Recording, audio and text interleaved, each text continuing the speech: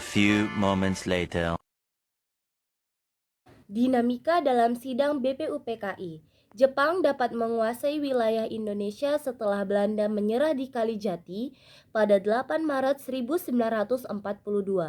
Jepang mengumumkan rencananya untuk membentuk BPUPKI ini dilakukan Jepang guna mendapatkan dukungan dari bangsa Indonesia agar mampu membalikkan kembali situasi peperangan Asia Timur Raya dan memenangkannya.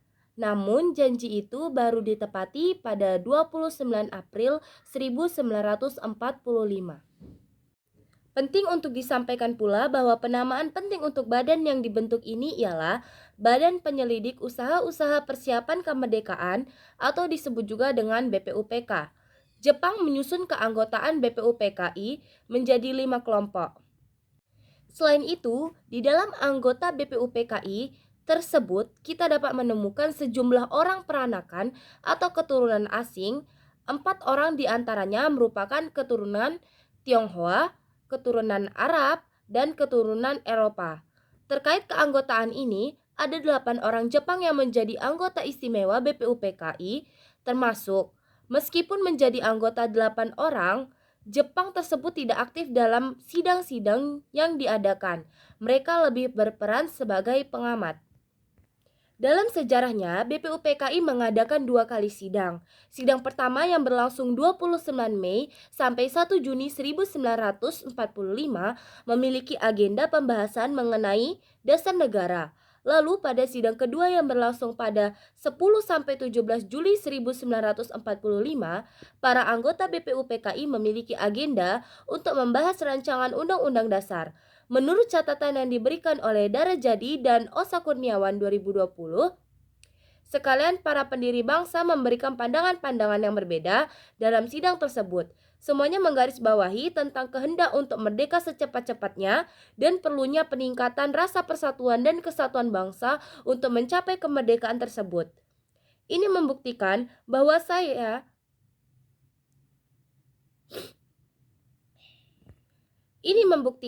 bahwasanya semangat kebangsaan Indonesia yang diikrarkan adalah Kongres Pemuda II tahun 1928 telah meresap ke dalam setiap cara pandang anggota BPUPKI. Dinamika perumusan Pancasila. Gagasan Soekarno tentang Pancasila sebagai dasar negara yang disampaikan melalui pidatonya pada tanggal 1 Juni 1945 diterima secara aklamasi oleh seluruh anggota BPUPK. Dalam sidang pertama, BPUPK memutuskan untuk membentuk sebuah panitia dengan tugas menyusun rumusan tentang dasar negara dengan pidato Soekarno sebagai bahan utama, ditambah usul dari semua anggota BPUPK. Panitia tersebut terdiri atas 8 orang, maka dari itu panitia ini dikenal juga dengan Panitia 8.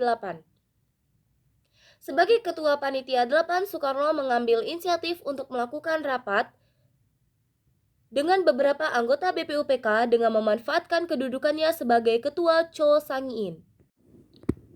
Cho Sang-in adalah Dewan atau Badan Pertimbangan Pusat pada saat pendudukan Jepang di wilayah Indonesia.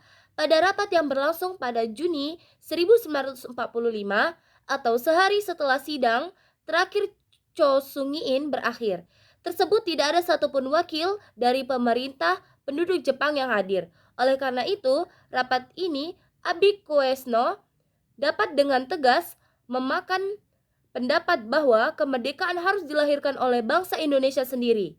Di akhir pertemuan, Soekarno memutuskan untuk menyusun panitia kecil menggantikan Panitia 8.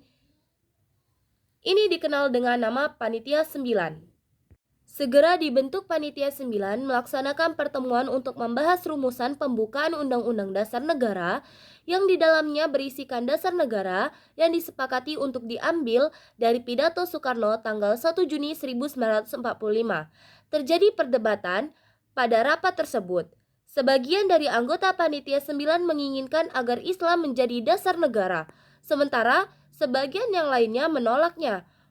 Usul-usulan sejumlah anggota untuk menjadikan Islam sebagai dasar negara mendapatkan sanggahan dari anggota lainnya. Namun demikian, perdebatan tersebut pun berakhir dengan kesepakatan berupa rumusan sila ketuhanan dengan kewajiban menjalankan syariat Islam bagi pemeluk-pemeluknya di dalam Pancasila. Dinamika pengesahan Pancasila. Segera setelah Sekutu menjatuhkan bom atom di Hiroshima pada tanggal 6 Agustus 1945, kabar tersebut tersebar dan diterima oleh para tokoh kemerdekaan di tanah air. Mengetahui posisi Jepang yang semakin terhimpit dalam peperangan Asia dan Pasifik, mendorong para tokoh nasional untuk segera menyatakan kemerdekaan dari penjajahan Jepang. Dalam situasi genting seperti itu, pemerintah kolonial Jepang melalui perwira tingginya Hisaichi Terauchi mengumumkan pembentukan sebuah panitia untuk mempersiapkan kemerdekaan Indonesia pada 7 Agustus 1945. Lalu pada tanggal 12 Agustus 1945, pemerintah kolonial mengumumkan keanggotaan PPKI berjumlah 21 orang. Soekarno ditunjuk sebagai ketua dan Muhammad Hatta ditunjuk sebagai wakilnya. Sebelum PPKI melakukan sidang, Jepang menyerah tanpa syarat kepada Sekutu pada 15 Agustus 1945. Hal itu membuat Indonesia mengalami kekosongan kekuasaan atau disebut juga vacuum of power. Momentum ini langsung ditanggapi oleh para pemuda tanah air untuk mendesak Soekarno dan Hatta agar segera memproklamasikan kemerdekaan Indonesia. Para pemuda lantas mengadakan rapat pada 15 Agustus 1945 malam di Penggagasan Timur, Jakarta untuk mempersiapkan kemerdekaan. Rapat ini dipimpin oleh tokoh pemuda yang bernama Charoel Saleh. Itu menyepakati bahwa kemerdekaan Indonesia adalah sepenuhnya kehendakan rakyat Indonesia dan tidak bergantung pada restu pihak manapun, apalagi pihak kolonial Jepang. Setelah gagal membujuk Soekarno dan Hatta, kelompok pemuda tersebut mengadakan rapat kembali. Haryono Riyandi dalam proklamasi 17 Agustus 1945, Revolusi Politik Bangsa Indonesia menceritakan bahwa rapat tersebut dilakukan di Jalan Cikini, nomor 71, Jakarta pada 16 Agustus 1945 pukul 00.30 waktu Indonesia Barat. Rapat tersebut dihadiri oleh para tokoh pemuda, termasuk diantaranya Charoel Saleh, Johar Noer, Kasandar Soebadio, Margono, Sukarni, dan Singgi. Sehasil rapat memutuskan untuk membawa dan mengamankan Soekarno dan Hatta keluar Jakarta agar terbebas dari pengaruh pihak Jepang. Tepat pada pukul 04.30 waktu Indonesia bagian Barat, para pemuda membawa Soekarno dan Hatta ke Rengas Dengklok, Karawang, Jawa Barat.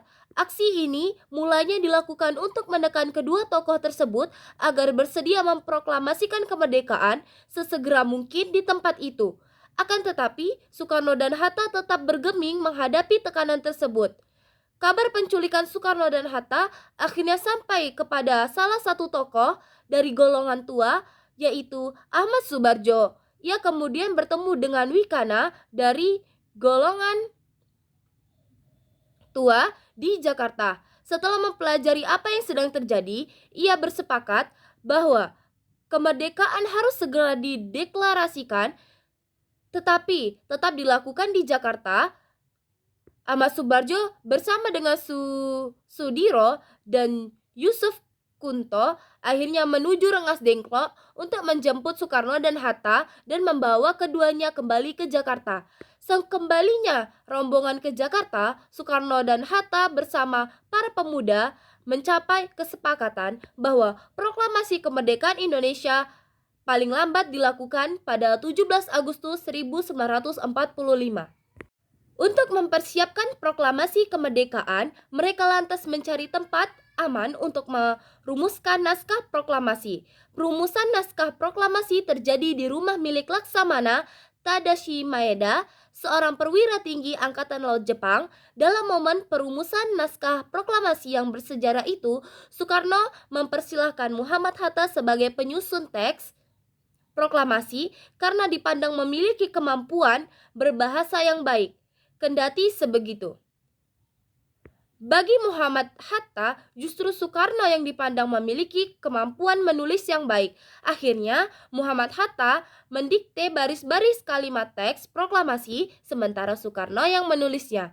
Setelah teks proklamasi dirumuskan, tokoh bangsa yang hadir saat itu berdiskusi terkait di mana tempat pembacaan teks proklamasi akan dilakukan. Atas pertimbangan keamanan, Soekarno memilih halaman depan kediamannya di Jalan Pegangsaan Timur nomor 56 sebagai tempat pembaca teks proklamasi. Teks proklamasi kemudian dibacakan oleh Soekarno yang didampingi Muhammad Hatta pada pukul 10.00 WIB pada 17 Agustus 1945. PPKI kemudian melakukan sidang. Sidang pertama baru digelar pada tepat 1 hari setelah proklamasi kemerdekaan pada 18 Agustus 1945. Sidang pertama merupakan sidang terpenting dan bersejarah karena di dalamnya terdapat peristiwa penetapan Pancasila sebagai dasar negara. Sidang tersebut juga dihadiri kelompok pemuda yang diwakili oleh Sheikh Royal Saleh, Sukarni, dan Wikada. Dalam sidang tersebut juga terjadi pembahasan penting berkenaan dengan keberatan dari para pemeluk agama selain Islam terhadap kalimat di dalamnya rancangan pembukaan Undang-Undang Dasar yang berbunyi ketuhanan dengan kewajiban menjalankan syariat Islam bagi pemeluk-pemeluknya.